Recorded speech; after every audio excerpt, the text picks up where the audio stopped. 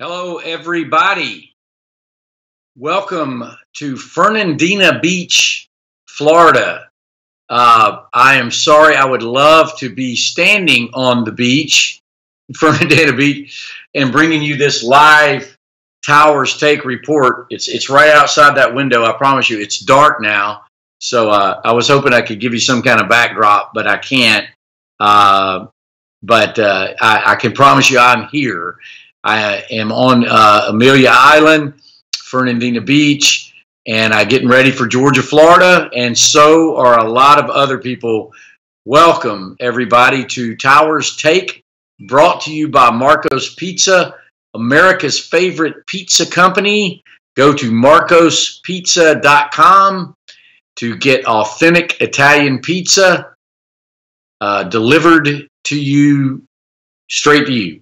Hey, everybody. Glad to be here. It was tough getting out of town. I actually bought a house today in Atlanta and had a in Athens, and I had a closing and, fighting to get out of town and make the drive down here. But I'm here now, and so are a lot of other Georgia people. Insofar as I can tell, there's mostly Georgia people here.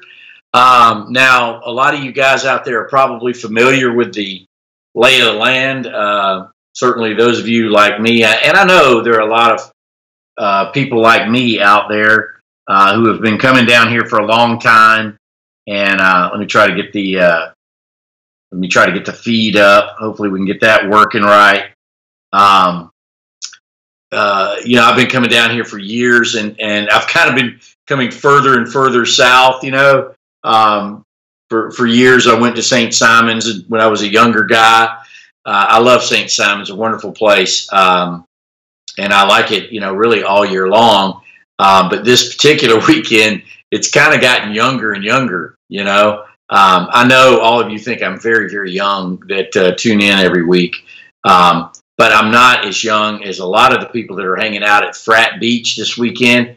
Shout out to all you guys up there at Frat Beach. I'm sure you were all tuning in to Facebook Live at 9 o'clock on Thursday night. Most of those people, actually a lot of the people, the grand majority of the Georgia people who will get down here will come down tomorrow on Friday. The University of Georgia closes, no classes on Friday. And most of those students will be down here tomorrow. However, I can validate, having come down here today via Highway 441 to Interstate 16 to Interstate 95 and to 17 to where I currently am, Amelia Island, Fernandina Beach. There are a lot of Georgia people here. There are some Florida people. I did see a few. It appears that the Georgia people are outnumbering the Florida people, and that's up here. Everybody knows that. The Georgia people, as Larry, they get all for 4 and 5 days, and so that's what's going on now. All those dog people are down here now, and they have their regular haunts. And the Florida people, it's more of a day trip. There are Florida people here in Amelia Island. There are, we are in the state of Florida. There are Florida, as I was driving down, I'm sorry, it's not 17, but whatever the beachfront road is, several Florida flags in front of houses here. They look permanent houses, people who live here. But the grand majority, look, man, it's the Georgia fans who carry the weight in this series, and I don't say that as a negative thing. I think it's positive. I think first off, I think Georgia fans are extremely loyal. I think their alumni are, well-heeled, as they like to say. There's a lot of moneyed folks down here, and they don't mind spending a lot of money to come down here and basically have a fall beach trip. And so that's certainly the case today. I'm sitting here, so here. Okay, I'm seeing you. Okay, Julie Craig. Hey, Julie Craig. Tom Skinner, injury report. Tom, really? No, here's the thing about Tom. Tom's on here every week. What we should have is the Tom Skinner injury report, because I know Tom has been paying attention, and he knows what the injury report is. Here's your injury report generally. Say hello. Herschel Walker wants to see Ben Cleveland return a punt or two or 20. You know what? Major gaffe on my part. I did not bring the Ben Cleveland bell. What was I thinking? But anyway, injury report back to, hello, Peter Jeffrey Wilson. Back to the injury report. It's good news across the board for Georgia this week. Georgia's getting healthy at the right time. Everything's kind of falling into place like it sort of has all year for the Bulldogs. Trent Thompson is back. Reggie Carter is back. Jason Stanley, it's probably not one that's been bannered about a whole lot. Jason Stanley, probably one of the best special teams players for Georgia, bar none. Kirby just waxes eloquent on that kid every chance. He's got some kind of lower leg injury, no details. That's not part of the process. So anyway, he was running on the side with Ron Corson in practice this week, and looks like he's going to be able to do what he does, which is essentially he's either a gunner or guards the gunner on most of Georgia's kick return teams or kick coverage teams, and that's good news. Insofar as I can tell, the only guy that's not going to be available this week is Natrez Patrick. That's too bad.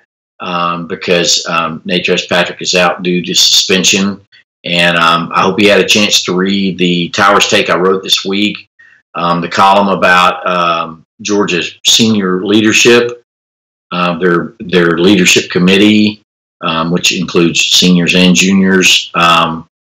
And if I'm not mistaken, I'm not 100% sure about this, but I do believe Natrez Patrick was a member of that committee, and yet he got suspended, a marijuana thing. And I'm not going to,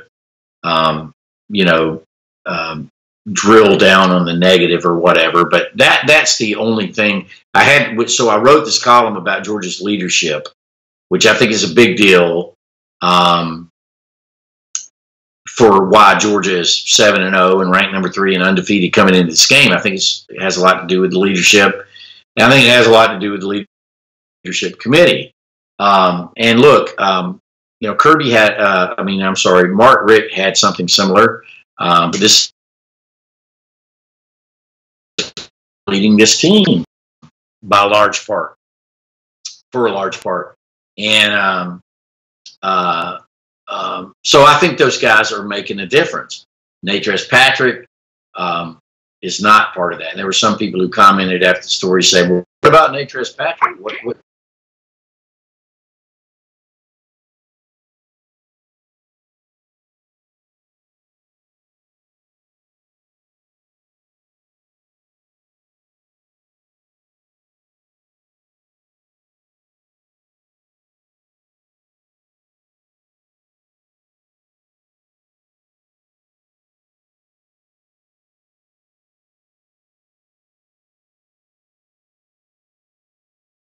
Okay, looks like we got temporarily interrupted there. Let's see if we're back. Hey, Justin Sisk, Hotel Wi-Fi. That's right, Hotel Wi-Fi. Let's eat some gator tail. Okay, looks like we're back. Check with some of your comments. Actually, I've been very pleased with the hotel Wi-Fi. And listen, we talked about, obviously, we've got a lot of different shows coming at you and everything. So I'm just down the street from Sliders. Is anybody familiar? Let me see some thumbs up if anybody's familiar with the situation down here. Kevin Jones says, well, that was rude. Thanks for your good attitude. Tom Skinner asked, rain Saturday. That's a huge question. The percentage is actually low, but Kirby Smart clearly is not taking any chances. Jordan Wansley says, I'd kick Natrez Patrick off the team. Smoking dope should be stronger than a 4-game suspension. I'm not sure I agree with that 100%. I don't really know how to handle the whole pot equation. It's legal in a bunch of states. Natrez Patrick is 21 years old, I do believe. I think that's correct. He could drink a beer if he wanted to. These guys get beat up pretty hard day to day, and I'm not sure. Hello, Pat Monroe, live in Gator Country too. Okay, I'm gonna head down here shortly to Sliders and see who's down here. So Sliders is just Amelia Island and Fernandina Beach. We'll certainly be familiar with that. Several miles down the beach from where I am is where the Ritz-Carlton setup is now. I'm not staying at the Ritz-Carlton, though I need to talk to James DeGale about that. Maybe next year he needs to set me up at the Ritz-Carlton, because there's some major partying going on down there, and some really really well-heeled Georgia fans hanging out down there. But I'm hanging out where I am at a nice property, a Marriott property on the beach at Fernandina Beach. To Sliders. Wait a minute, you get off there. What from Waycross? Waycross, I have a special memory for Waycross. Let me see if I can get this back. Okay, I can't get it. Bill Newton says, I need to get an air card. I have an air card, dude. Actually, the wireless that's here is supposed to be better.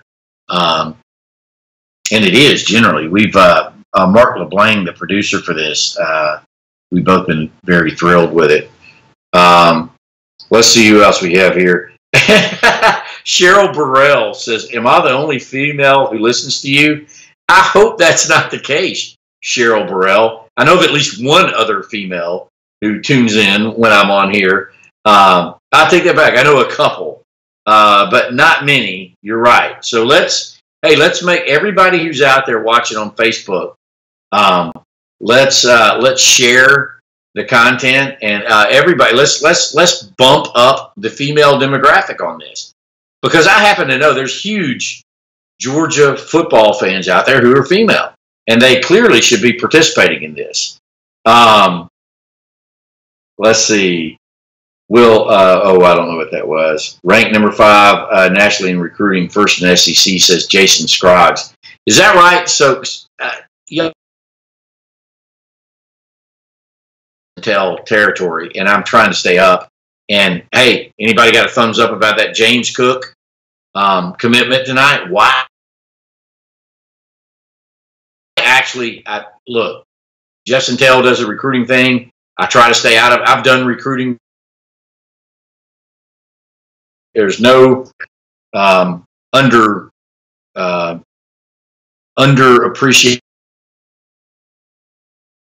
out as much as I can. But it's been very, very impressive. There's James Cook right there. His Twitter committed to Georgia tonight. Man, I didn't see that one coming, especially with the Zamir White, Zeus stuff and everything else that was going on. I wasn't even expecting that to happen, and I certainly thought there was going to be a strong FSU pull there. Kirby's kicking on the recruiting scene. It's not a small thing.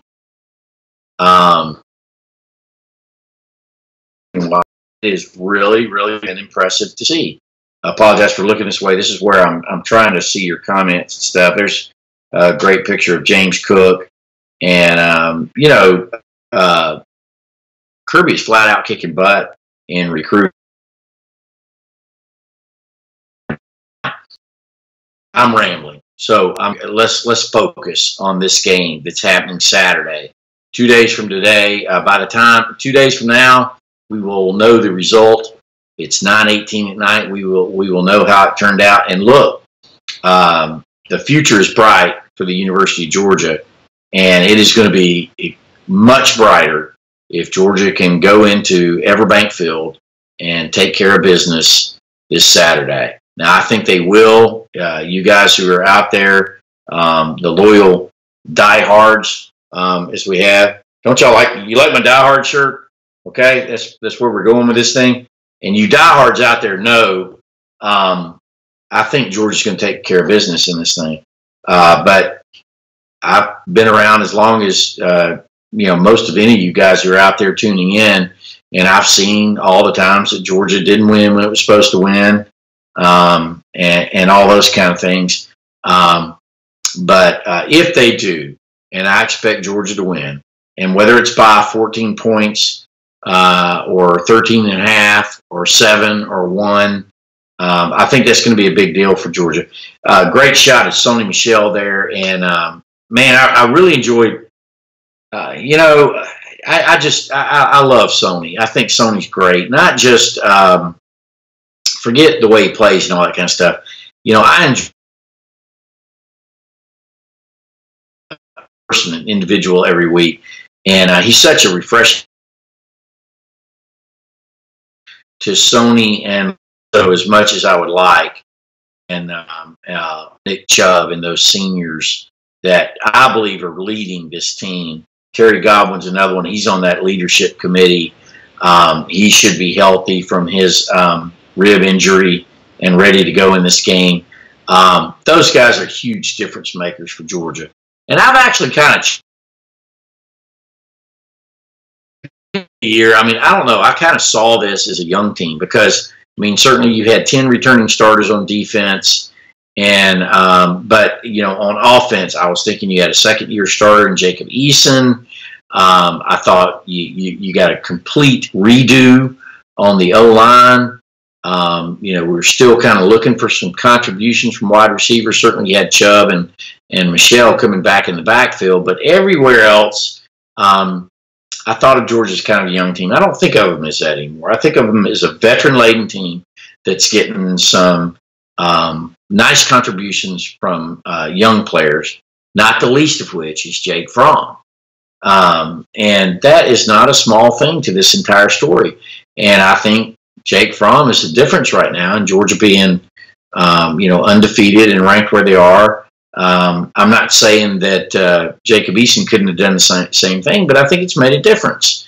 And the combination, I hope you guys have had a chance to read some of the Georgia Greats series that I've been doing.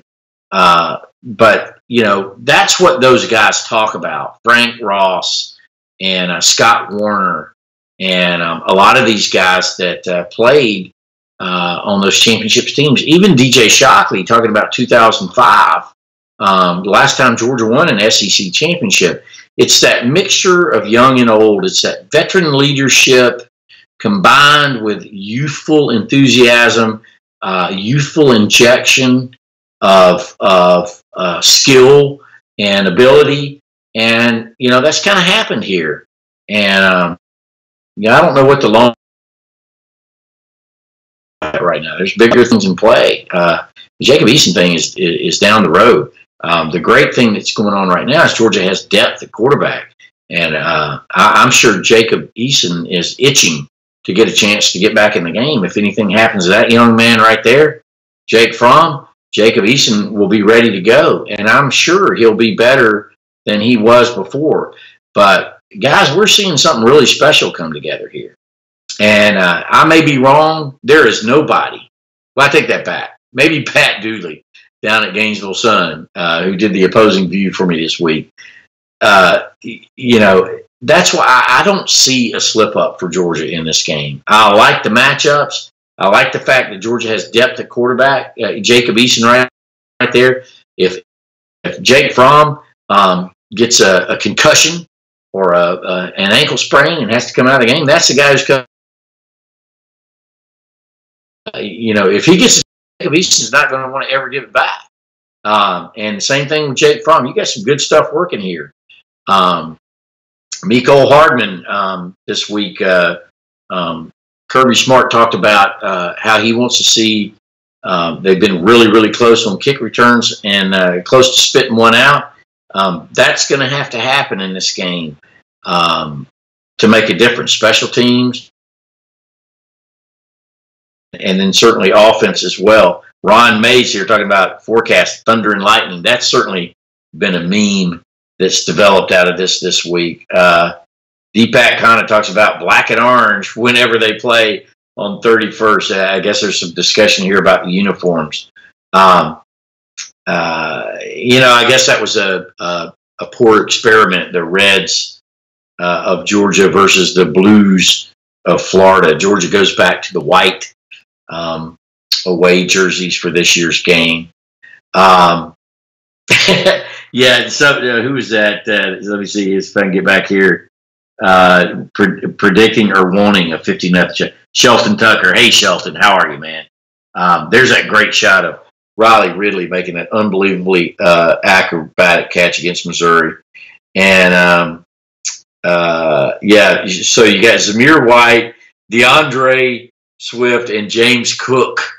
The new blood coming in at the tailback position, not to mention Brian Harry and Elijah Holyfield. Georgia's going to continue. I think that tells you Georgia's going to continue to be a tailback-oriented team. And certainly whether it's Jake Fromm or Jacob Eason or Justin Fields running the show as the quarterback, that's going to be interesting to see.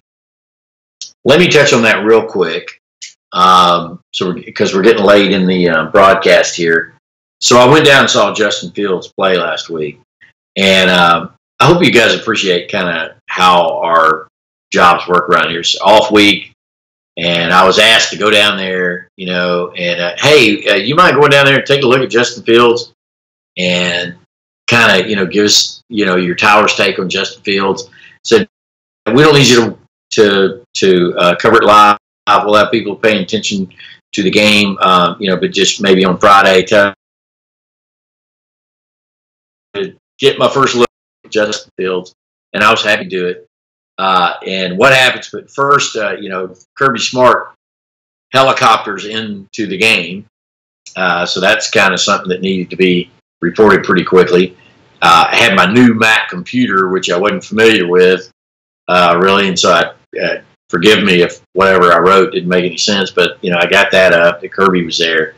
And then Justin Fields ends up breaking his finger in the middle of the game. And the reason I laugh is because so Kirby's down there on the field. I'm up in the press box. I'm like, well, I should go down there and talk to Kirby. I didn't know whether he would be receptive of what. I've known Kirby forever since he was a recruit to Georgia. So I went down there. I'm talking to Kirby. And then, it happened right in front of us.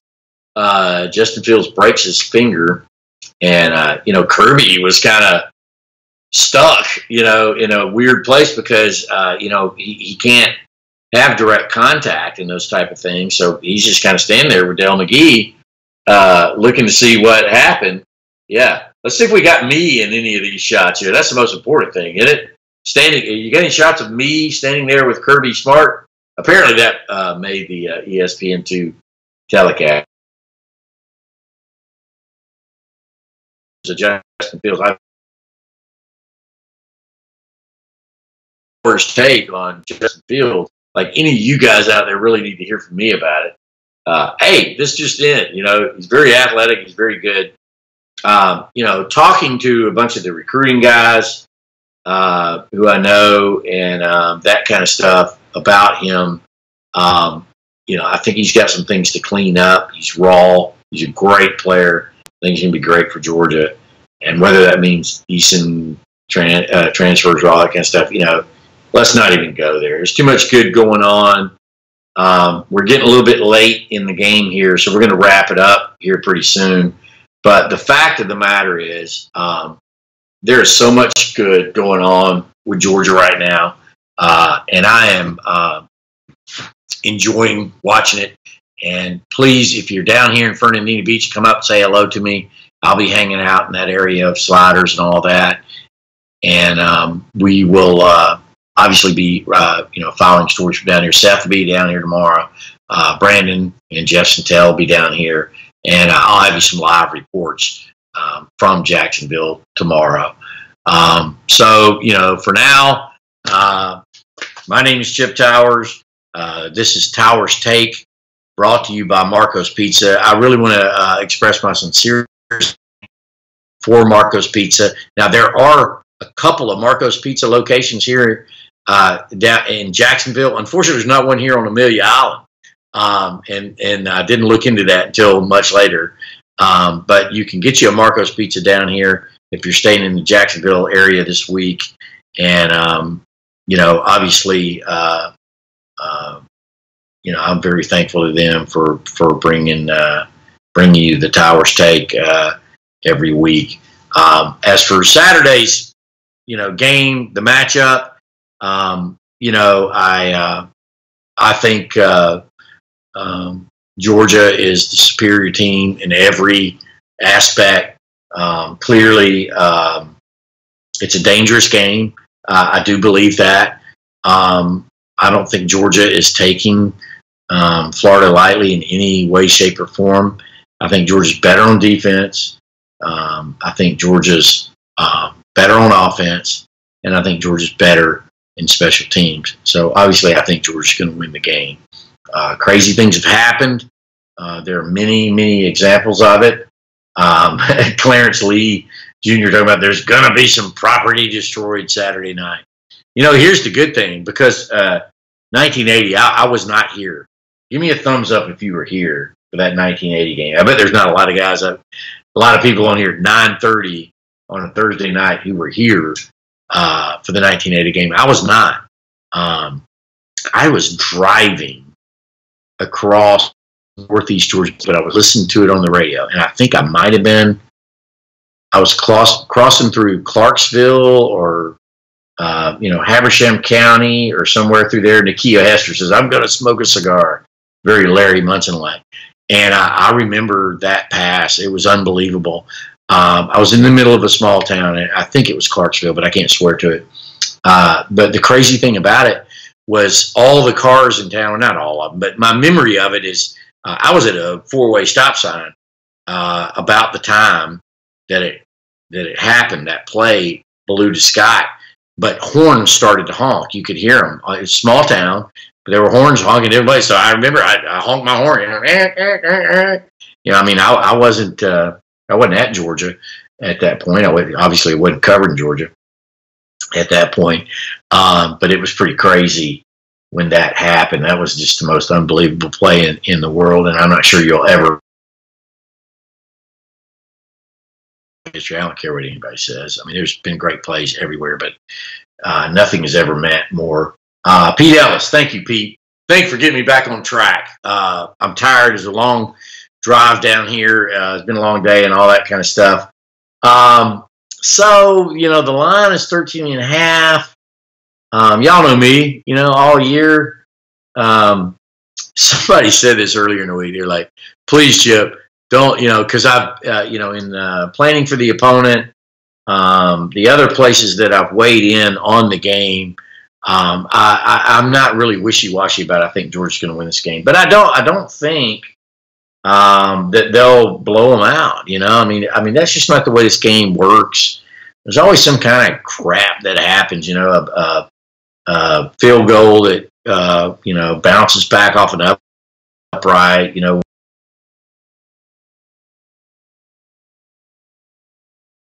They'll in the kicking game.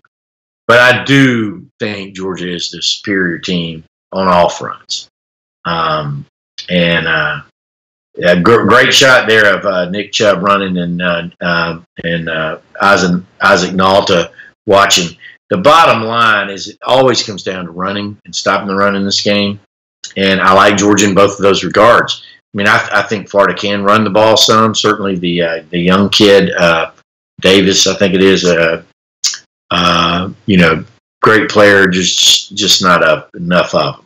I think they can throw deep, but they're missing a lot of the receivers. Tyree Cleveland, the guy that caught the 63-yard touchdown pass against Tennessee, I think is going to but he's got a high ankle sprain, so he's either going to play at less than 100% or not play. So I just like Georgia in this game. So let's just say I'm going to pick them just for covering my butt that they're not going to cover the 14. So say Georgia wins by 13. What is it? 30-17. Let's go with that. I say Georgia wins 30-17. I actually would be surprised if Florida scores 17 points on this defense. I think this defense is going to play really good with Trent Thompson back. So I would be surprised to see that. But basically, I like Georgia in this game. And, y'all know I brought this up, but for what we do, I root for an easy game to cover. And so I hope Georgia takes care of business. And we're at that point now, I mean, this is fun. This has been fun to cover. And the Bulldogs have been a fun team to cover. And I enjoy what they're doing. I didn't see this coming. Clarence Lee says, Florida's offense may not score. That'd be a great thing for Georgia. Carlos Ingram predicts 44-6. Alan Verbonik thought about going. Why didn't you come, Alan? Come on. We're all here waiting for you. I was a little bit later getting down here, like I said, than I wanted to. And so I'm eager to get out there and see what the scene is. And I will be tomorrow out and about, and I'll give you some live reports from down here. Willie Toombs says, Blankenship won't let them return. Cheryl Burrell, thank you very much. Did we ever get any more female participation here? I hope so, Cheryl. Jason Howell says 38-6.